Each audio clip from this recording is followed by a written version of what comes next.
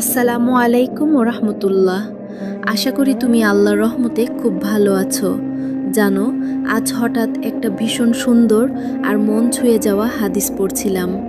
পড়ার পর থেকেই মনে হচ্ছিল এটা যদি তোমাকে না বলি তবে আমার দিনটাই যেন অসম্পূর্ণ থেকে যাবে।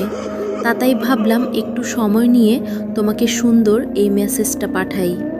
আমাদের প্রিয় নবী হযরত মুহাম্মদ সাল্লাল্লাহু আলাইহি ওয়াসাল্লাম আমাদের মনের ভেতরের এক অদ্ভুত অনুভূতির কথা এত সুন্দর করে বলে গেছেন, যা শুনলে মনটা এক নিমেষেই শান্ত হয়ে যায়। রাসূলুল্লাহ সাল্লাল্লাহু আলাইহি ওয়াসাল্লাম বলেছেন, মানুষ যাকে ভালোবাসে কিয়ামতের দিন সে তার সাথেই থাকবে। সহিহ বুখারী হাদিস নাম্বার 6168। কথাটা কত ছোট, তাই না? কিন্তু এর গভীরতা যে কতখানি তা ভাবলে সত্যি চোখ জুড়িয়ে আসে। এই ব্যস্ত আর কোলাহলে ভরা পৃথিবীতে আমরা কত মানুষের পেছনে ছুটি, কত সম্পর্ক নিয়ে ভাবি, কিন্তু দিন শেষে আমাদের আসল ঠিকানা তো আল্লাহর কাছে।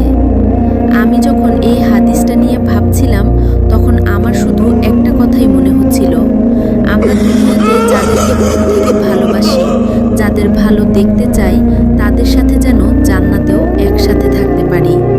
আর সেই ভালোবাসাটা তখনই খাঁটি হয় যখন তার ভিত্তি হয় আল্লাহর সন্তুষ্টি। আমি মন থেকে দোয়া করি আমাদের মধ্যকার এই সুন্দর সম্পর্ক, এই চেনা জানা যেন শুধু এই নশ্বর দুনিয়াতেই শেষ না হয়ে যায়। আমাদের ভালোবাসা যেন এতটাই পবিত্র আর মজবুত হয় যাতে মহান আল্লাহ আমাদের পরকালেও একসাথে থাকার তৌফিক দান করেন। নিজের খেয়াল রেখো, নামাজ মিস করো না কিন্তু।